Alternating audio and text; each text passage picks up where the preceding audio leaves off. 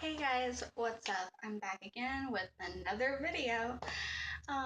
So today's video is really going to be like a discussion, like my side of the discussion about a few books, and then if you guys want, you can continue this discussion down in the comments below. Also, each book that I'm talking about will be in the description in case you guys want to check it out. Okay, so the first book that we're going to discuss is Peter Pan by J.M. Barrie. And as you guys can see, I already have some little sticky notes of things I want to show you.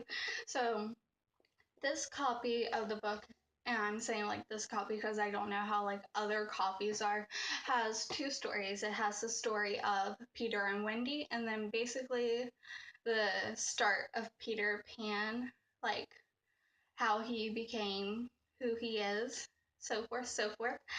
And this copy is illustrated, so it has like a few illustrations throughout the book.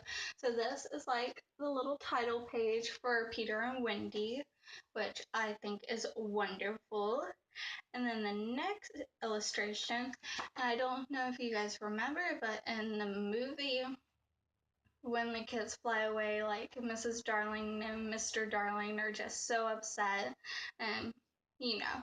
So we have that illustration here. We have Mrs. Darling, Mr. Darling, and Nana, the dog nanny. Um, and I was like pleasantly surprised that this book was very similar to the Disney movie adaptation of it, besides a few minor details, like the fact that Peter Pan actually kills Captain Hook in the book, which, I mean, it didn't surprise me too much, but I was just like, oh, okay. And now this is like my favorite quote from the book, and the quote is, "To die will be an awfully big adventure." And this is the illustration that goes with it. We see Peter Pan standing on the rock, there's the moon, some clouds, and it's just, I love it. Okay, let's see the next. And also in the movie, like when Peter Pan goes to like save Wendy, John, Michael, and the Lost Boys, he has a fight with Peter Pan. Yeah, he has a fight with Peter Pan. No, he has a fight with Captain Hook, and that's what we see here. We see Captain Hook and then Peter Pan. Look how short he is, but he is a child. Okay, and then the next illustration. Okay, so I don't know if you guys have seen the sequel to Peter Pan that features Wendy's daughter, but in the movie, Jane, who is Wendy's daughter, gets kidnapped by Captain Hook. Well, obviously in the book, Captain Hook is dead. So Jane actually flies off with Peter Pan to go with him into Neverland for a little bit to like help him out with some things. And then she flies back, and then when she grows up and has a daughter, that daughter flies off with Peter Pan, and it just goes on. So that's what we see here. Like here's Wendy all grown up. There's Peter Pan. There's Wendy's daughter Jane.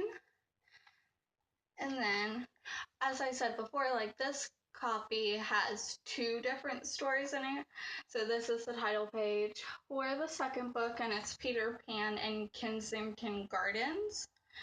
And I only have a few things to say about this side. And like, you want to stay because I'm gonna give you guys some information that might make you look at Peter Pan in a different way, because it did me. Well, first, here we see a little picture of like all the fairies filled in a house around a child so she doesn't like freeze to death. And as you can see, I'm about to talk about the ending of the book. So if you guys don't want to hear that, I would just like skip ahead, or you know. Okay, so towards the end of the book, it is said that Peter likes to try to help children stay warm, and if he can't find them on time, he assumes that he finds that they are dead, so he buries them. Well, at the end, it says, "I do hope that Peter is not too ready with his spade." it is rather sad, which I don't know if it's just me like reading into the book or anything, but to me that insinuates that Peter may be killing children. So, um, that was that. And as you guys can, well, if you guys have seen my TBR video, you knew that this was on my TBR list, and I'm all done with this. So, like a pat on the back for me, even though I just added like 11 more books to that very, very long pile. But oh well.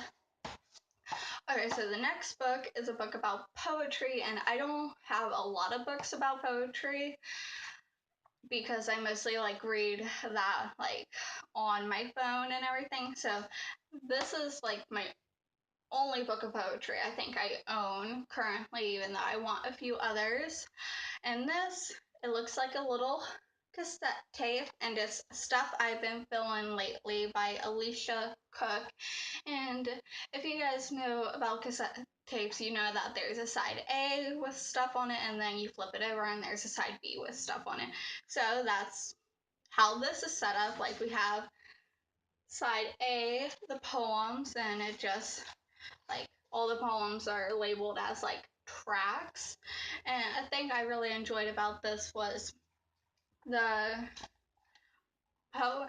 poet she included like what she was listening to while she wrote the poem. Like track 4, we see the poem, and then at the end it says currently listening to Lee Bryce, A Woman Like You. And then as I said before, there's a side B, and there's 50 poems, and then you go to side B and see side B, the remixes. And what it does is it takes the poems from side A and it goes into like blackout poetry, which I find really creative because like you're taking a poem or a story and blacking out some of it to like create a whole new meaning and a whole new poem. And to do that, I think you have to be very, very creative. So I really enjoyed this and I highly recommend it. Like I read it within like a day or two. Like I would read 10 of the poems on side A, and then I would read the corresponding 10 on side B, and I found that a good way to read it. Or I mean, you could just read all of side A and then read all of side B, but oh well, it's really up to you.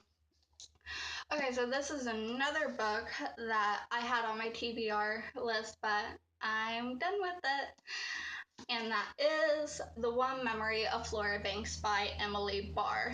Now, I really enjoyed this book, and it's she doesn't have short-term memory, so like she'll forget things if she doesn't write it down, and then she'll be like really confused. And okay, so this book was really good, and at first I couldn't really get into it, and I was just like, okay, I'm just gonna read it. So I didn't exactly waste my money, and after reading it, I actually really enjoyed it, and I love like the front because it's just this Flora Be Brave, which is like a tattoo that she has to like always remind her to be brave, because since she does have short-term memory loss, like she gets confused, and then confusion often leads to her being scared and panicking. So she has this tattooed like on her hand, and it's just a reminder to be brave.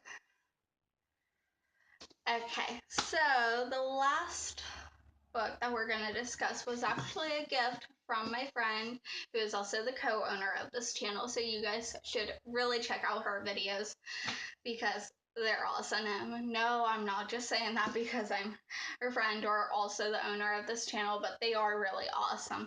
Okay, and that is Caraval by Stephanie Garber.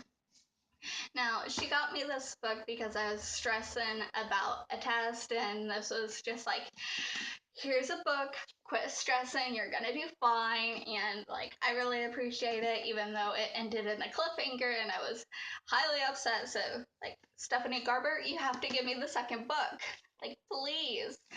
But however, the second book won't be out until like next year, I think.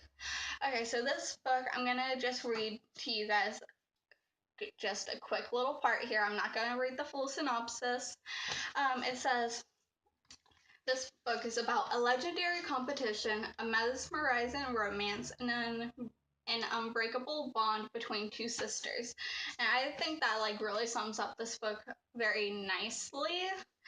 And again, I have my little sticky notes, so I wanted to show you guys a few things. Okay, so in the beginning of the book, it starts out with these like letters from Scarlet to Legend asking for like help.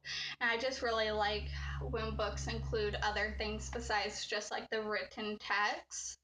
And also, so there are 5 nights of Caraval, and they also include the eve of Caraval. So each time there's a new night, it goes like this, and it's like night 2 of Caraval. And I really enjoyed that because it always felt like reaching a little benchmark when I was reading to like keep me on track.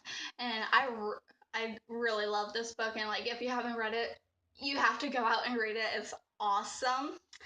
Okay, and at the end we have some more letters, but however you can see that, sorry, this writing is different from this writing, and this writing is by Legend, and then this writing is by Scarlet's sister, Donatella. And then this is like where the cliffhanger comes in. Is we have one last letter, and it's from a friend to Donatella.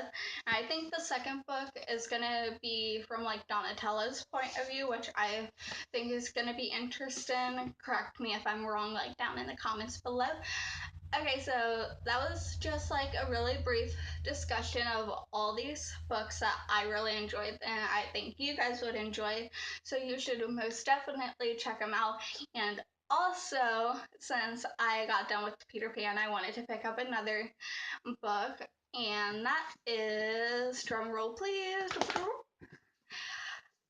Harry Potter and the Sorcerer's Stone. Now I'm on like chapter 8, I think. Yeah, so I'm like right here. I only have this much left to read, so maybe I'll get this done today. And honestly, I don't know how to feel about it. Like, it's not bad, but as a child, I had watched all the Harry Potter movies because like they were on TV at the time, so I watched them. Oftentimes I had fallen asleep, but that was because I was little, so it was like always nap time, like how it is now. um, so I don't know if I'll continue on with the series. Like, I really want to because I think it would be really good for me to like read the series. But if not, I apologize to all the fans out there, but I will try to like finish this series. Okay, see ya.